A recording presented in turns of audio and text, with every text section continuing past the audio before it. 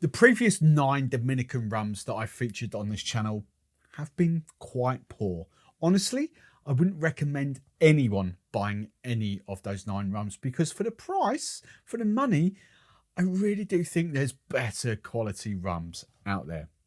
However, now we're going up a notch, and these rums, they're kind of highly regarded in rum world. I think if I'm being honest, all 3 of the brands that I've featured so far, Brugal, Barcelo and Matusalem, would consider these rums as their big hitters. So today, I'm doing things slightly differently.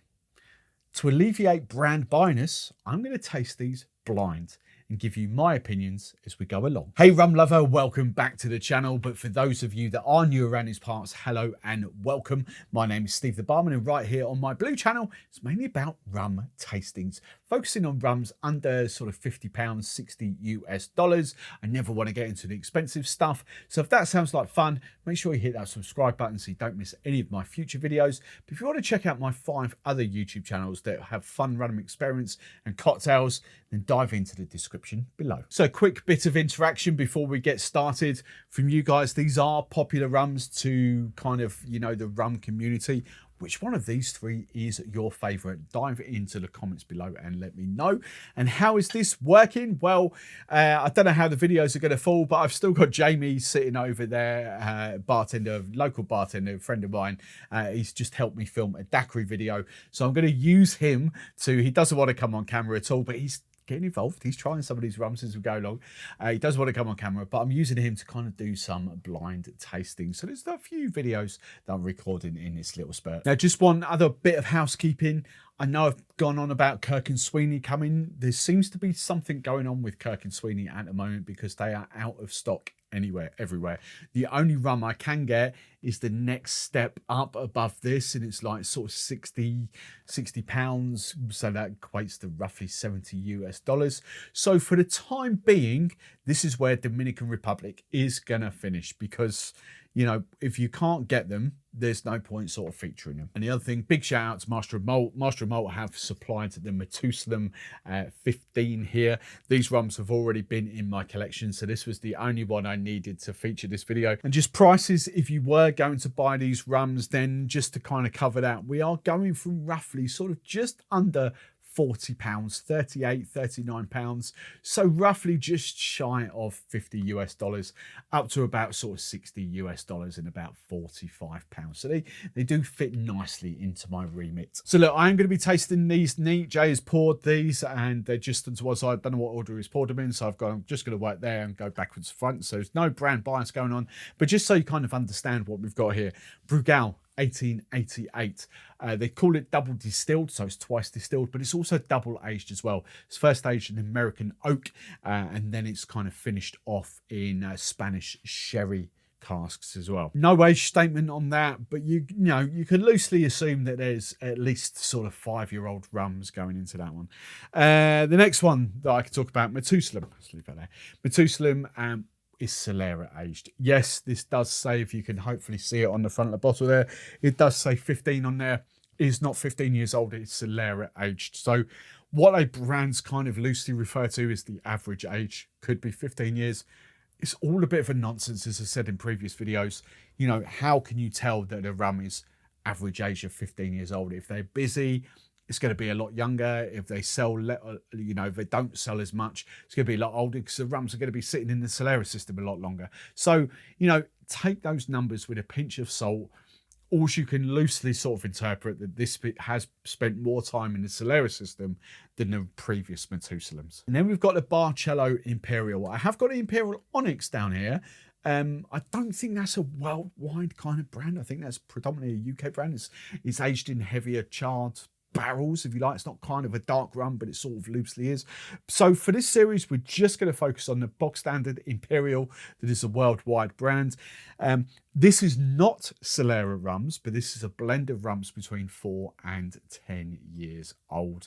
And a point to note of this is made from sugar cane juice, not an agricole. It's distilled to a kind of a higher ABV, if you like, column still in that. So, you know, it's nothing like agricole rum, but it's not molasses. It is sugar cane juice. Right then, so the first rum we're going in, out of all three, you won't be able to see this yet, but out of all three, this is quite light. And considering, well, I don't know, I'm not going to go, I'm not going to do all that, but this is a lot lighter than the other two that are coming in here.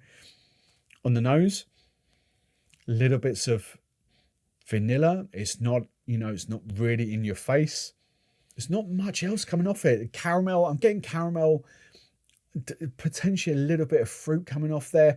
Yes, I'm coming off a back of a cold. It's sort of disappeared now. I haven't really got it, but I don't really think that's affecting too much. I'm generally not getting too much off this. Caramel, vanilla are the big two notes off there. I want to preface that, and I'd say I don't mean that in a sweet way. This is not smelling like it's going to be a sweet rum, but they are the big two flavours. So neat tasting. This is a massive step up to the previous rums, Dominican Republic rums. This is actually really pleasant to sip neat.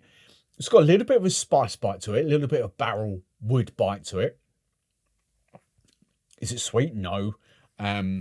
Not even remotely close to being sweet. There's, oh, what's that aftertaste? It's like a boiled sweet. What's that sweet? I actually quite enjoy that, to be fair.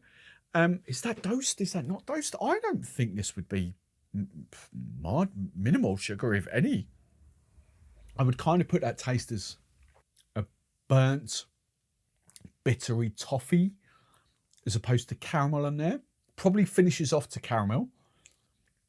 It's not complex. It's not, you know, it's not a rum connoisseur's delight, if you like. But for us people that like lighter rums, that's actually quite delicious. I have no issues drinking that at all.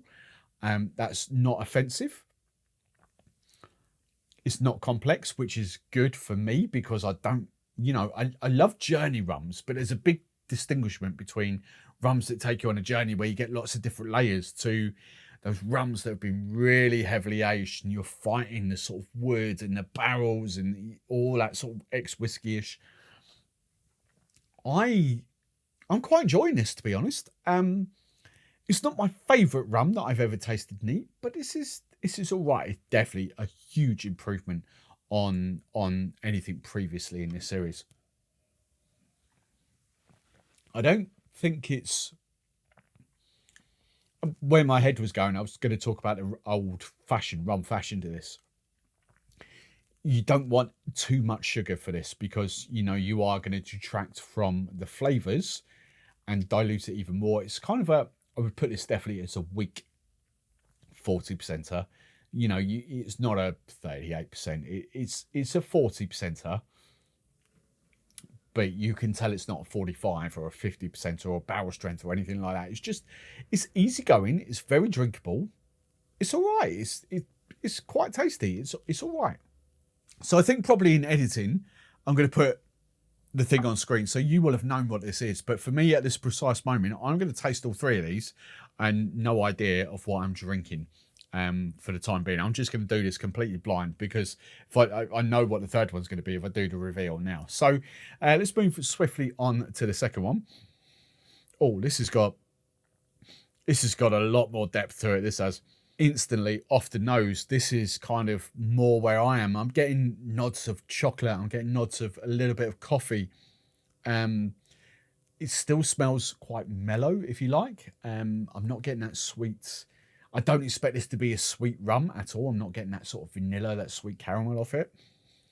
Does it smell complex? No, but this smells actually quite good. Chocolate, coffee, maybe a hint of fruit coming off there as well, but not too much of there. I think chocolate and coffee would be my big two so far. Right, let's dive into this one. So, much prefer this to the first one, hands down. That's really drinkable, really delicious. Again, I'm going to be honest, for the rum connoisseurs that want a higher ABV, that want more bite to it, this is not for you. This is for us that really do like those light, approachable, easy drinking rums. This is definitely a session rum. This is something I'm going to have 2, 3, 4 of and not think anything more of it. It's not going to blow my head off. I'm not going to get bored of it. But at the same time, I'm not going to get excited by it either. This is just a straight down the line, delicious drinking, neat session rum. Rum fashioned, old fashioned, yes. Again, you don't want too much sugar. This is not a sweetened rum at all. That's quite approachable. I kind of like that. Face value, I'm kind of thinking I'd potentially add that to my collection. I've got it, obviously, but it's offering me, I've got, I don't know whether you heard that, I've got so much rum behind me on the floor down here at the moment. That's offering me something completely different to St. Lucia, to Barbados, to Jamaica.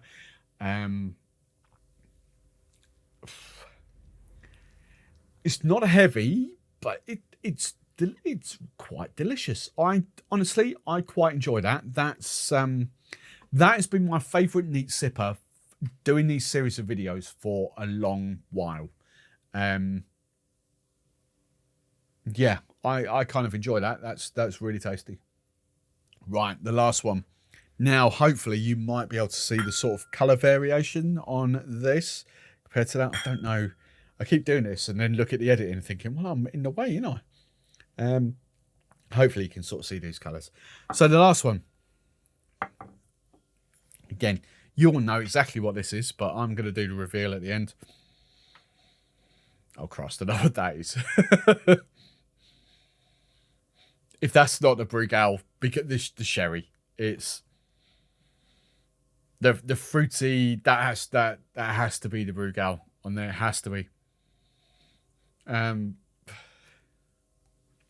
Again, look. Am I being Billy Big? If you're in the UK, you know what that means. Look, would I be able to pick that's Brugal in a completely blind tasting? No. I just know the 3 rums that I've got here. I know that one of them is sherry, like finished in sherry casks. It's this one. It is this one. So there's no getting away from that. There is that sort of sherry, winey kind of finish to it, right? And that's the overriding note to it. I probably shouldn't. I should probably just drunk it straight. Look, well, I'm going to give you that because I'm already on it. Because I know I don't generically like this rum.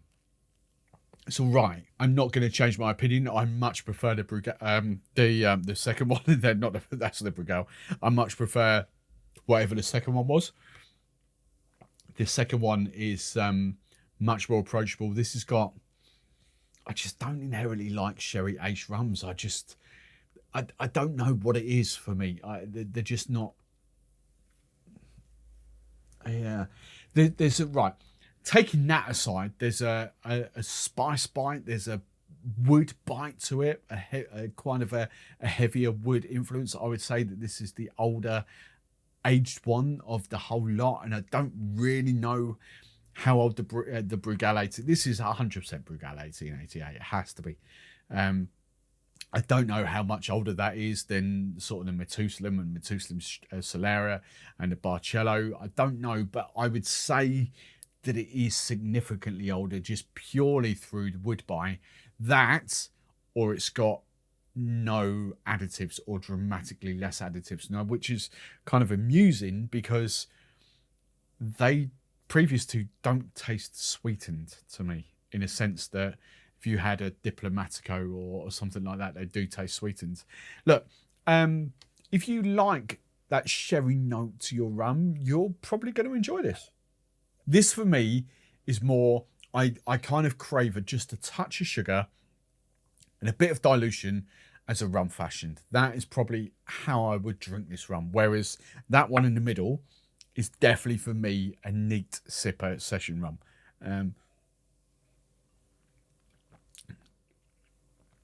Yeah, I mean, my favourite out of the 3, hands down, that second one. Hands down, that second one. So on that, that's the one I'm recommending. You'll have seen it because I would have edited it on screen. But come on, Jay, give me the reveal. So let's go. Last one is the last. Yeah, right. Okay. So the last one is the Brugal that we've seen. Let's go to the other one. What was the first one? Okay. All right. Interesting. So I think I've said this a few times before. I really do like that Brugal. Barcelo Imperial. I do. I do kind of like the Onyx, to be fair, as well. I'm happy with how that turned out because at face value, if you'd given me these 3 rums beforehand and just said, if someone asked me the question, which one of these would you recommend? I would probably, without even doing the blind tasting, go the Barcelo Imperial. And that's just confirmed it. So there we go. That is the the Dominican series done for now, I think. Coming up, though, in the next few videos, you guys have asked for this quite a lot. I'm not doing a country deep dive. I'm actually going to do a series of blind tastings comparison. Stay tuned for that.